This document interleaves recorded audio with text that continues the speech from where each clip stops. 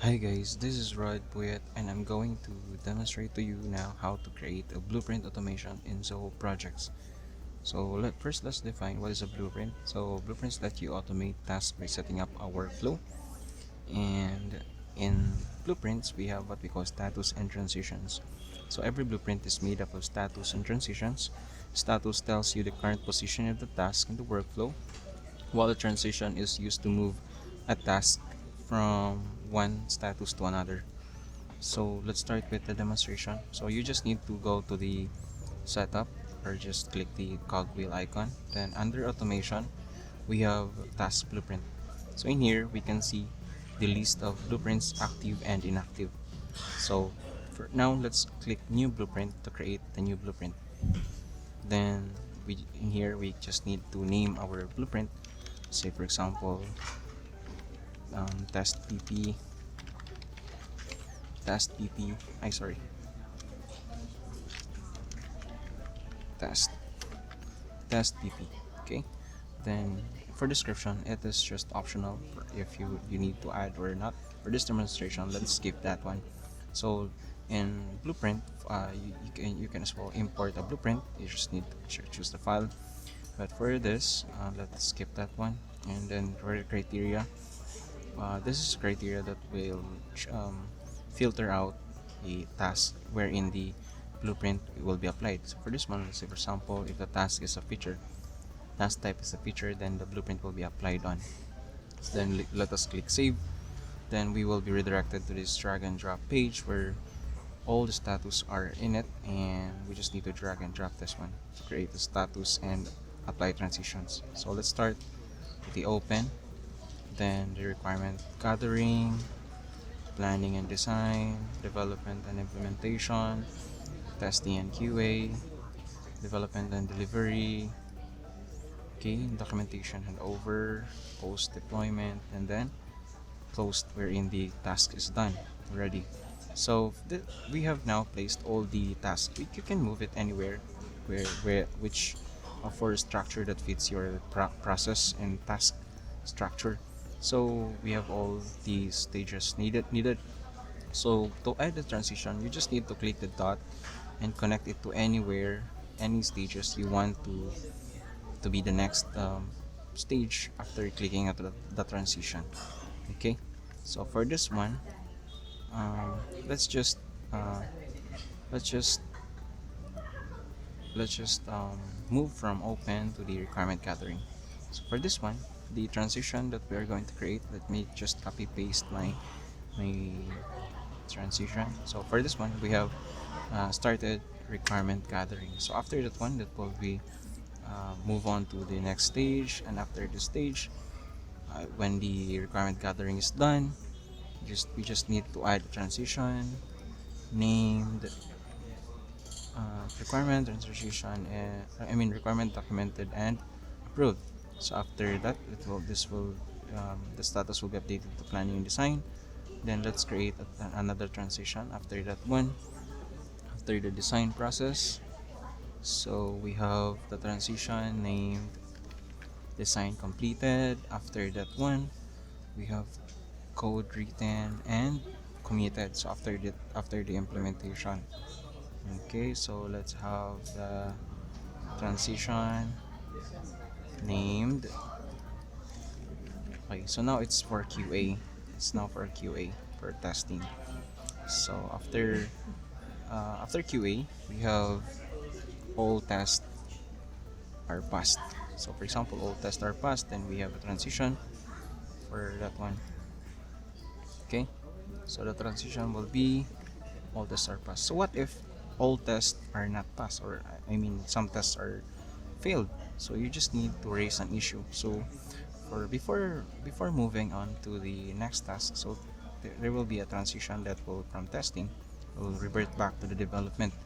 So let's say for example its name is issue, or like this one, issue raised. So the transition, there will be a button of the blueprint that will revert back to the development, and after the development it will be code written and committed again. Then after that, if all tests pass, then the user can now click all this pass, then it will proceed to the next status. So after deployment, uh, the transition will be, let's say for example this one, deployment verified and in production. So after that one, let's say for example after the documentation handover, so we have documentation updated. Okay, so after that one, let's name it. Okay, after after this one, it will be moved to the closed. So review done, transition name will be review done. Then there is what we call a common transition. Common transition can be applied to any status. For example, we have closed in a context of sales. So if in every stages there will be a possibility that the leads will be lost or the deal will be lost. So in any stages there is an existing or the active button as well for, like for example, close deal. So that will be common for all the stages. Okay, so this will look like this one. Okay, so in any stages you can move to closed, but for our demonstration that is not applicable. Okay, so I guess we have already created our and placed our transitions and stages. So now let me discuss to you about the what happens before, during, and after the transition. So we have before, wherein we have users, so only selected users can be able to perform the transition. Okay, so for this one, let's have the specific users or any based on your preferences or your requirements. Then the criteria, okay, based on which the transition will be triggered, so we can set criterias. Okay, then during the transition, say for example we can create or can add a pop-up field that will be needed to be filled out by the user.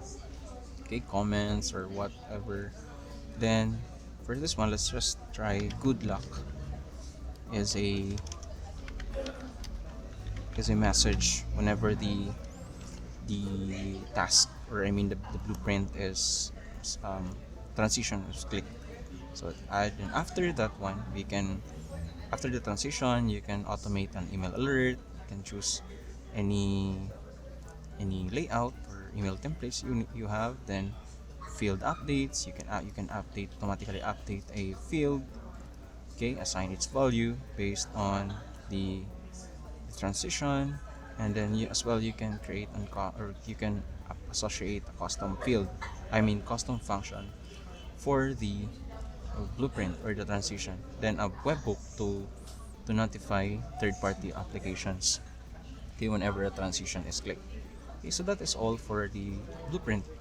Okay, so now we just need to click publish to make our um, blueprint working. So we have here our blueprint, test DB, so it is now active, and now we just need to associate the blueprint or deassociate it. So you can just need to associate it to a project, or for example you need to associate it or a specific task. You just need to look for our task, choose the project where it associated.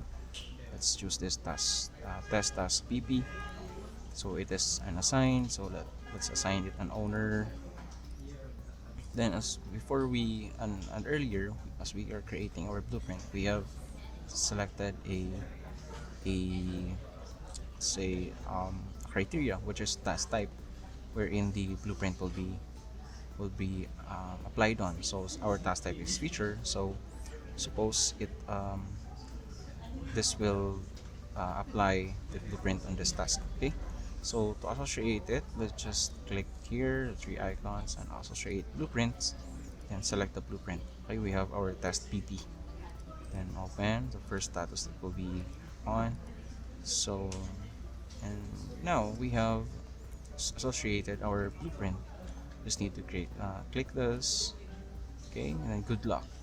That the message we have prompted during the transition. Next, and let's just test all of the buttons. Requirement approved, design completed, then the status will be updated in this part. Okay, code written and committed. After that one, if there is an issue, this will revert back to the development, and after again, this will move on to the testing again. Then if all tests passed, then it will proceed to the deployment verified production, and then move on to documentation updated, then review done, then this will be closed. Okay, then the tasks are now closed using our blueprint. So that is all for blueprint, guys. Thank you. And for today, I'm going to demonstrate to you how can we automate task reminders and notifications in Zoho Projects. So you can automate tasks, reminders, and notification in Zoho Projects by setting them directly within individual tasks. Okay, so first you just need to head to the setup, then under personal settings or personal preferences, we have here notifications. In here we have four pages here, or four options of pages. So first, let's head to feed notification. In feed notification, here is the part where we can choose which project we want to subscribe or have a reminders or notification based on each tasks updates and comments on the tasks inside this projects. We can enable or disable them in this page. Next, we have the personal email. This is where we automate the task notification. Okay, so if ever um, you will be notified for the task, and here are the actions. Okay, so when you are assigned to a task and updated or completed or commented, or someone commented on the task or the predecessor task upon completion, task if follow are updated of their predecessors are completed. So these are the task updates or activities that will be a trigger so that you will be notified. In here, we have here the toggles if you will be notified for the task that you have created or assigned to you. So let's just check this, all of these toggles, so that we will be notified whenever these tasks or these task activities are triggered or acted upon. Okay, so let's try. For this demonstration, we're going to use two accounts. Okay, so since we have now enabled the toggle, so we will be receiving um, email from this Gmail um, tab. Okay, so let's try with the other account. Okay, so we have here a project demo dev stack, and we have a task test notif. So as we can see, there is no one or there's no owner of this assigned for this project. So you just need to add an owner. For our case, our account, which is rod3. So this must trigger a notification. Okay, and for as well for update, let's update this one to medium. So this one also will trigger notification. Another is for comments. So a comment must also trigger a notification. Okay. Okay, so this one it will trigger a notification as well. So let's check. Let's check our the other account if the triggers really sent a notification. And as we can see here in the email, we have here task updated, and we have here a notification because we updated the task from priority to medium, as well as the notification for the comment we have made from the other Z project account. Okay, so now another another feature for notification. Here we have the in personal email, we also have the face notification, timesheet, other notifications, forums, and we can set the frequency. If you don't want to receive the email immediately, you can set every 12 hours. So that's the time that you will receive all notifications based on the actions in the tasks. Okay, so another one is we have the activity reminder. In activity reminder is the part where we will receive a list of pending tasks, issues, and phases, okay, assigned to me across all the projects. So those kind of records. Okay, so let's just subscribe to this one so that we will be notified. Daily digest. Okay, so 235, 235, 235. So we we, um, we will receive a notification or an email based on the features or the records that we or the notification reminder that we subscribed into. So we expect a daily digest, unassigned items, and overdue items for this one. Let's check our and that will be sent at 35 to 2:35 p.m. daily on a daily basis. Okay, so let's check. Okay, so we have the records, three records triggered at exactly 2:35 p.m. Okay, so let's just open them. So we have here the list of overdue tasks, um, unassigned tasks, and the daily digest. So those are the three activity reminder that we subscribed into. So that's all for setting up task reminders and notification for Zoho projects. And for today, I'm going to demonstrate to you how to create a custom workflow in Zoho projects. So first, let me discuss to you what is our simulation for today, or how will we demonstrate it. So for this demonstration, we want that the priority will be set to high if the owner is set to a rod 3. So we will just make this demonstration simple. Okay, so to create a workflow, we need to go to this setting or setup. Then under automation, we can see workflow rules. So in workflow rules, we can see the active and inactive workflows. Okay, so for this, let's create a new, or just clicking this button. Then let's name our workflow automate priority. Okay, so in a workflow, there are three elements for workflow, which is trigger, when, condition, and the update. So the trigger is the when element of the workflow. So there are two triggers. We have the based on user action or based on date and time. So for this demonstration, we're going to use the based on user action. But let me first introduce to you based on date and time. So for based on date and time, you need to choose a specific layout, as it will not work when applied to all layouts. So for this, let's say for example development task, and so the workflow will be triggered based on your setup here.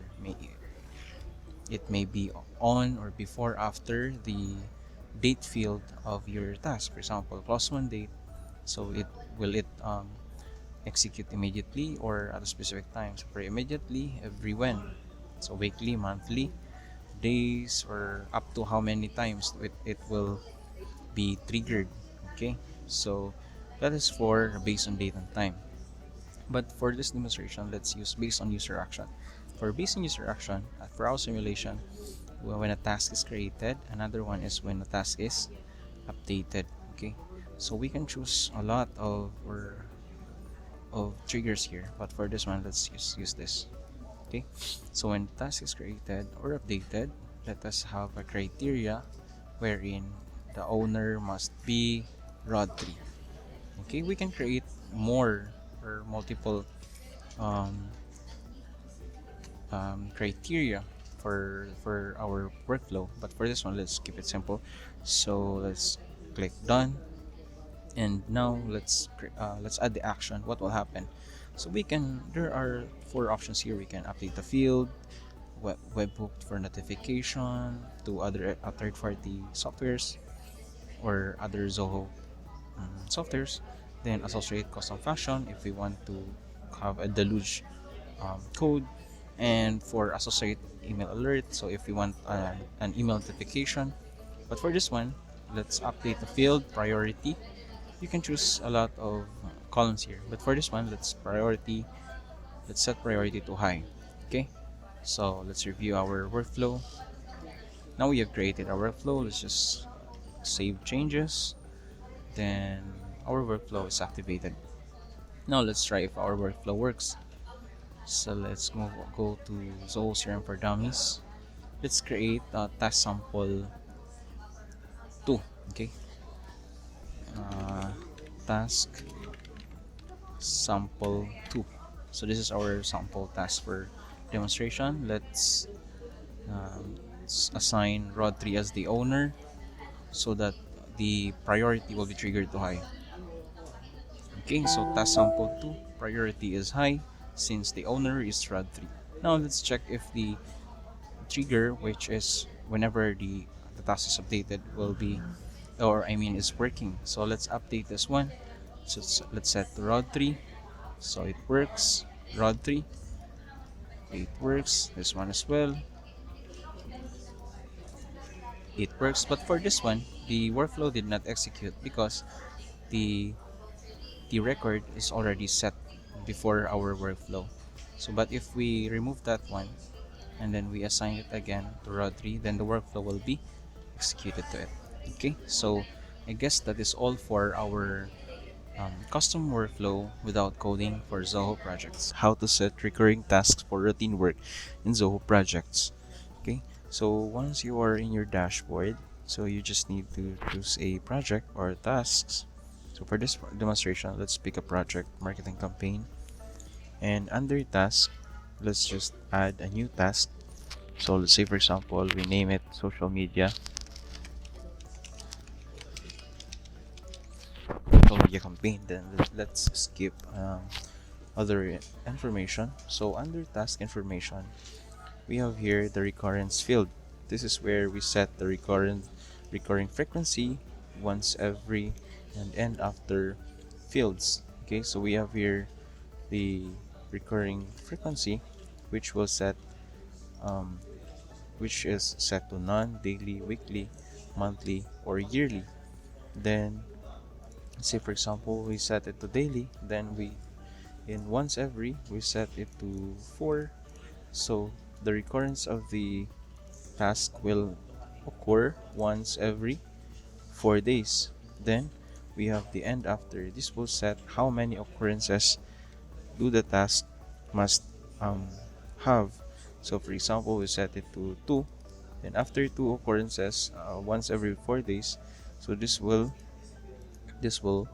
end. Okay, but if you don't want the task to end, you can set it to never for an infinite recurrence of the task once every 4 days, or say for example week once every 3 weeks, or say for example month once every months, or once every 4 months, or yearly once every 3 years. Okay, then for yearly we have here text box, which say checkbox which says set to previous business days. For example, since we have set the recurring frequency to yearly, maybe the recurrence will be matched with a holiday date, or a day of, or not in the business day. So this will set the task occurrence to the previous business day. Okay, as long as it is a business day. Then for example we have set it to daily, that will disappear. Then we have here checkbox as well, like retain comments for subsequent recurrences. So for if we want to retain the comments from the previous task instance to the current task instance, we just need to check this checkbox. And then another checkbox is retain subtasks for subsequent recurrences. Just like the comments, if you want to retain those subtasks, then those will be copied to the current instance of the task. Then for if you want to create the next occurrences only after the previous task is completed, then you just need to check this checkbox. So the new task will recur only once the previous task is completed. So this will somehow be like a dependency. Okay, so that is how you set recurrent recurrence task recurrence in new task. So we have added it successfully. So how about as an existing task? So we have here a test notif, an existing task. So to set the recurrence, we just need to head to task information again. Then under it we have the recurrence field. So in here we can set it just like the how we did it for from our new added task. So yeah, daily and after and then of the check boxes. Okay, so that is how we set the recurring tasks for routine work and existing tasks. Okay, okay guys, so I guess that's all for setting recurring tasks for routine work in Zoho projects. Thank you.